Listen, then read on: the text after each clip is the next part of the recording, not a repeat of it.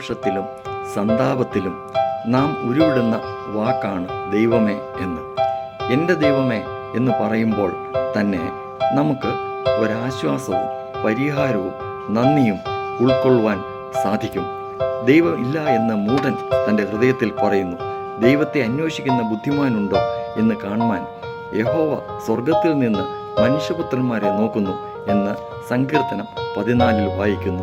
136 സങ്കീർത്തനത്തിൽ ദൈവാദി ദൈവത്തിന് സ്തോത്രം ചെയ്യുവീൻ എന്ന് പറയുന്നു. ദൈവം ശ്രേഷ്ഠദാനങ്ങളും ജ്ഞാനവും വെളിപ്പാടും നമുക്ക് നൽകും.